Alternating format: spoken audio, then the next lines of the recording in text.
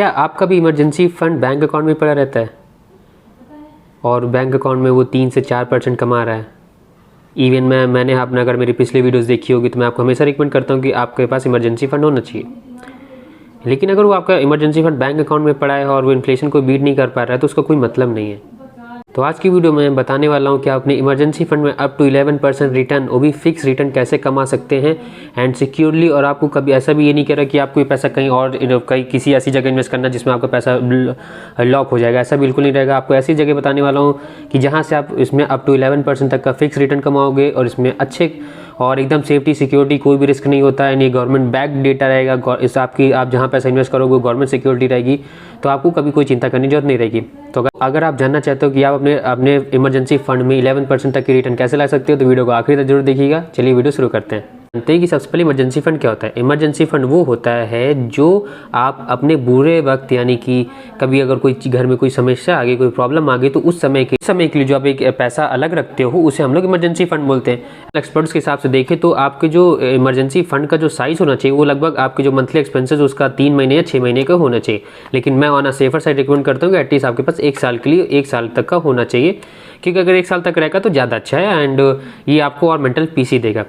लेकिन अगर आपको मैं एक डेटा फैक्ट बताता हूँ कि जितने लोग जो के पास भी इमरजेंसी फंड होता है एंड अगर अर्बन एरिया का डेटा मैं देखता हूँ तो हर 5 में से 1 हाउस होल्ड को अपने मेडिकल बिल्स को कवर करने के लिए पैसे को लोन लेना पड़ता है। यानी कि उनके पास इमरजेंसी फंड है, स्टिल उनके जो मेडिकल एक्सपेंसेस का अमाउंट इतना बड़ा होता है कि उनको लोन लेना पड़ जाता है। तो इसका मेन रीज़न क्या हुआ? इसका रीज़न ये होता है कि उनका पैसा इन्फ्लेशन को बीट नहीं कर पा रहा है। अगर आपने अपना पैसा इमरजेंसी फंड आपने बनाया, सबसे बहुत अच्छा काम किया आपने इमरजेंसी फंड बना के, बट अगर वो फंड आपका सिर्फ आपका सेविंग अकाउंट में पड़ा तो उसका कोई मतलब नहीं, क्योंकि वो कभी ग्रो नहीं कर पा रहा। वो 3 से 4% रेट से ग्रो हो रहा है। इंडिया में जो एवरेज इन्फ्लेशन है वो 6% है और अगर आपका पैसा बैंक अकाउंट में सिर्फ 3 से 4% कमा रहा है तो आप पर ईयर अपने पैसे की वैल्यू खो रहे हो।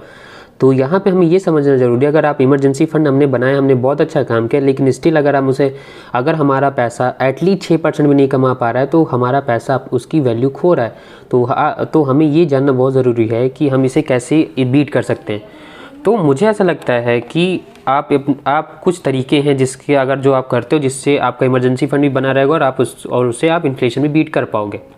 तो जैसे मैंने आपको अभी पहले बताया कि इमरजेंसी फंड का साइज क्या होना चाहिए, एटलीस्ट वो 3 से 6 महीने तक का एक्सपेंसेस होना चाहिए। और ऑन अ सेफर साइड में बताता हूँ कि एटलीस्ट आपके पास 1 साल का होना चाहिए। तो जैसे मानिए अगर मैं एक एग्जांपल लेता हूँ, मानिए अगर आपके expenses per month on an average का 50,000 है तो 3 महीने का अगर आप इमरजेंसी फंड बनाते हो लगभग आपका 1.5 लाख रुपये होने चाहिए। अगर आप 6 महीने का बनाते हो लगभग 3 लाख रुपये होने चाहिए। एंड अगर आप 1 साल का बनाते हो तो एटलीस्ट आपके पास 6 लाख रुपये होने चाहिए। तो मानिए अगर आपने 1 साल का बनाया और आपके पास 6 लाख का इमरजेंसी फंड आपने बना लिया। इमरजेंसी फंड के 3 बहुत बड़े पिलर होते हैं। सबसे पहले सेफ्टी, लिक्विडिटी एंड उसके बाद होता है रिटर्न। सेफ्टी क्यों? सेफ्टी मतलब हमें अपना पैसा ऐसी जगह रखना है जहाँ हमारा पैसा सेफ रहे। लिक्विडिटी मतलब हमें अपना पैसा ऐसी जगह रखना है कि जब भी हमें पैसे का काम पड़े तुरंत हमारा पैसा हमें मिल जाए। रिटर्न में हमें इसलिए फोकस करना है क्योंकि एटलीस्ट हमारा जो इमरजेंसी फंड वो इन्फ्लेशन रेट को बीट करना ही करना चाहिए। तो इन तीनों पॉइंट को ध्यान रखते हुए मैं आपको बताने जा रहा हूँ कि आप कैसे इन तीनों पॉइंट्स को कंसीडर करते हुए कैसे इन्फ्लेशन को बीट कर सकते हो। सो ट्रेडिशनल जो मेथड हम लोग यूज़ करते हैं इन्फ्लेशन को बीट करने का और इमरजेंसी फंड जो आप जहाँ रखते हो वो एफडीज़ होती हैं। ठीक है, एफडीज़ क्या है? एफडीज़ में आप फिक्स डिपॉजिट कर देते हो एंड उसमें आपको, और एफडीज़ में क्या करते हो कि आप फिक्स डिपॉजिट कर देते हो किसी बैंक में। अब तो काफ़ी अच्छे बैंक हैं जो छोटे बैंक हैं एंड वो अप टू 7.5% तक की एफडी की रिटर्न दे देते हैं, जो कि बहुत अच्छा रिटर्न है। मैं मानता हूँ काफ़ी अच्छा है, बट इससे ही बेटर है। लेकिन अगर आपको कुछ भी नहीं पता और आप एफडी के बारे में ज़्यादा जानते हो, एफडी को जो आपको ज़्यादा सिक्योर मानते हो, तो आप एफडी में रख सकते हो। और एफडी में आपको पता है आपका रिटर्न एकदम गारंटीड होता है। आपको जो पैसा पर मंथ मिलेगा वो एकदम गारंटीड होता है, किसी भी मार्केट कंडीशन को कोई इसमें फ़र्क नहीं पड़ता, क्योंकि ये एकदम आपका फिक्स है। जितना आपने अगर आपके एफडी आपको उसमें 7% रिटर्न है तो आपको पर ईयर उसमें 7% रिटर्न आएगी ही आएगी। एंड आप जब चाहो अपनी एफडी तोड़वा भी सकते हो और आपके पैसे आपके अकाउंट में आ जाएंगे। तो अब एफडी में सबसे अच्छी बात ये है कि DIGC के रेगुलेशन के हिसाब से जो आपकी एफडीज अगर 5 लाख तक की है तो गवर्नमेंट इंश्योर होती है। अगर मानिए आपने किसी भी बैंक अकाउंट में अगर आप एफडी कराते हैं तो अगर वो बैंक डिफॉल्ट कर जाता है, बैंक करप्ट भी हो जाता है, तो स्टिल आपके पैसे कहीं नहीं जाएंगे। उसकी जिम्मेदारी 5 लाख तक की एफडी की गवर्नमेंट ऑफ इंडिया लेती है कि वो आपको पे करेगी। तो अगर आप एफडीज रखना चाहते हो, एफडीज बना रहे हो, तो उससे कोई चिंता वाली बात नहीं। पहली बात तो ये एफडीज कभी डिफॉल्ट होती नहीं है, अगर हो भी गई, बैंक डिफॉल्ट कर भी जाता है, तो आपके पैसे तब भी बचे रहेंगे, क्योंकि उसकी जिम्मेदारी गवर्नमेंट ऑफ इंडिया की। तो ये सब थोड़ा एडवांटेज होता है एफडीज में इन्वेस्टमेंट करने की, आपको सिक्योरिटी और स्टेबिलिटी बहुत मिलती है। लेकिन एक बात जरूर ध्यान रखिएगा, कभी भी अपना सारा पैसा किसी एक एफडी में मत लगाइए, क्योंकि अगर आप एफडीज में सारा पैसा एक ही एफडी में इन्वेस्ट कर देते हो और आपको अचानक पैसे की जरूरत पड़ती है, तो आपको एफडी तोड़वानी पड़ेगी। तो उसमें अगर एफडी आप जब तोड़वाते हो तो उसमें थोड़ा बहुत आपको चार्जेस देने पड़ते हैं, जिसकी वजह से आपके रिटर्न थोड़े कम हो जाते हैं। लेकिन उसी बजाय आप एक एफडी ना करके आप 3-4 एफडी कर सकते हो। मानो अगर आप करिए, अगर आपके जैसे मैंने आपको बताया कि आप मानिए आपने 1 साल का इमरजेंसी फंड बनाया, तो आपका 6 लाख रुपए है, तो आप 6 लाख रुपए किसी एक एफडी में मत रखिए, आप उसे 2-2 लाख करके 3 बैंक अकाउंट के 3 एफडी करा सकते हो। और ये करिएगा जैसे, और सारी एफडीज का 1 साल के लिए मत करिएगा। एफडीज का जो टाइम फ्रेम है, एक का 1 साल चूज करिएगा, दूसरे का 6 महीने, तीसरे का 3 महीने। तो इससे ही क्या रहेगा कि आपकी कुछ महीने बाद आपके पास लिक्विडिटी आती रहेगी, लगातार पैसे आपको आते रहेंगे। देन अगर आप उस समय उस पैसे की जरूरत नहीं, तो आप फिर उसको दोबारा एफडी कर सकते हो, तो कोई प्रॉब्लम नहीं होती। और इससे ये सबसे अच्छा फायदा रहेगा कि आपके पास पैसे आते रहेंगे, और ऐसा भी नहीं रहेगा कि आपके पैसे एक बार ही लॉक हो गए।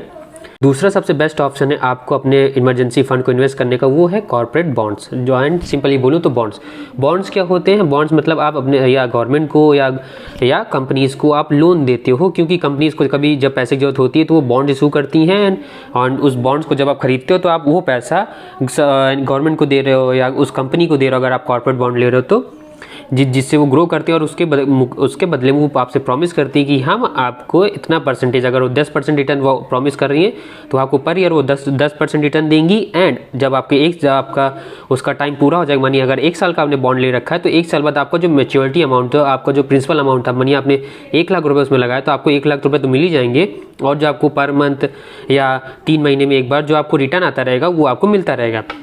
तो इससे क्या रहता है ना कि आपके पैसे ग्रो हो रहे हैं, इन्फ्लेशन को आप बहुत अच्छे से बीट कर रहे हो, और आपके पैसे सिक्योर है, तो कोई प्रॉब्लम नहीं हो रही है। इसलिए मैं बॉन्ड इन्वेस्टिंग को बहुत ज़्यादा अच्छा मानता हूँ, क्योंकि इसमें ना आप कोई रिस्क नहीं ले रहे हो। और हमेशा ट्राई करिएगा कि बॉन्ड्स में हमेशा आप AAA रेटेड या A रेटेड बॉन्ड्स ही लीजिएगा, चाहे इससे सिंगल ए हो, डबल ए हो या ट्रिपल ए हो, इन्हीं बॉन्ड्स में रहिएगा, क्योंकि सबसे सिक्योर बॉन्ड्स होते हैं, सबसे लिक्विडिटी वाले बॉन्ड्स होते हैं, तो इसमें कोई प्रॉब्लम नहीं आती है। एंड ये जो हमारी क्रेडिट रेटिंग एजेंसीज होती हैं, ये काफ़ी रिसर्च करने के बाद इन्हें रेटिंग देती हैं। तो इससे रहता है ना कि अगर आप सिर्फ A रेटेड बॉन्ड्स में इन्वेस्टमेंट करते हो, तो कभी आपको बॉन्ड डिफॉल्ट नहीं होंगे। एंड और हमेशा ही अभी तक जितना भी ट्रैक रिकॉर्ड रहा है, ये अच्छे रिटर्न देते हैं, जितना वादा करते हो उतना रिटर्न ही डिलीवर करते हो, तो ये आपके लिए सबसे अच्छा रिटर्न रहेगा। तो अगर आपको नहीं पता है बॉन्ड में इन्वेस्टमेंट कहाँ से होती है, तो आप विंडवेल जैसे ऐप्स को यूज़ कर सकते हो। वहाँ पे जाके आप अपना अकाउंट बनाओ और देखो कि बॉन्ड इन्वेस्टिंग कैसे होती है। बहुत सिंपल होता है। अगर आप विंडवेल यूज़ करोगे तो आपको सिंपल सा, आप वहाँ उनके एक बार ऐप डाउनलोड करो, एंड वहाँ पे जाके आपको जो बेसिक फॉर्मेलिटीज जो सब ऐप में आपको करनी होती है वो करोगे। एंड फिर आप वहाँ पे आपको बहुत अच्छे लेवल पे बॉन्ड्स दिख जाएंगे, कौन से अच्छे बॉन्ड्स हैं, कौन अभी एक्टिव बॉन्ड्स हैं जो अभी चल रहे हैं मार्केट में, वो दिख जाएंगे।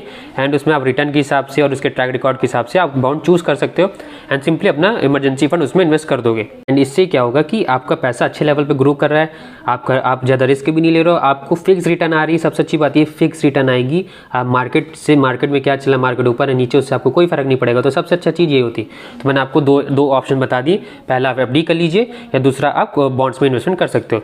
लेकिन मैं जो रिकमेंड करता हूँ फाइनल मेथड मेजॉरिटी लोगों को, वो मिक्स होता है कि मैं चाहता हूँ कि अगर आप अगर अपना इमरजेंसी फंड को इन्वेस्ट कर रहे हो तो फिक्स इनकम सिक्योरिटीज़ में, तो आप एटलीस्ट 30 से 50% आप एफडीज में लगा सकते हो, एंड बाकी जो 50% से आप बॉन्ड्स में रखिए। इससे ये रहेगा ना कि एफडी से आपको एकदम स्टेबल रिटर्न आती रहेंगे, एंड बॉन्ड से आपको थोड़ा अच्छा रिटर्न आता रहेगा। तो ओवरऑल आप देखा जाए तो आप 7 से 9% तक रिटर्न बना पाओगे, जो कि एटलीस्ट इन्फ्लेशन को तो बीट कर रहा है। आपका पैसा एटलीस्ट डेप्रिशिएट तो नहीं हो रहा है ना, एटलीस्ट उसकी वैल्यू तो उतनी बनी हुई है। तो अगर वीडियो थोड़ी सी इन्फॉर्मेटिव लगा आपको कि मैंने कुछ वैल्यू डिलीवर करी है, तो वीडियो को लाइक जरूर करिएगा। कोई भी डाउट हो इन्वेस्टिंग से रिलेटेड, आपको आज की वीडियो से कोई भी डाउट हो तो आप मुझसे कमेंट में पूछ सकते हो। तब तक के लिए this side Ankit Singh signing off, bye bye.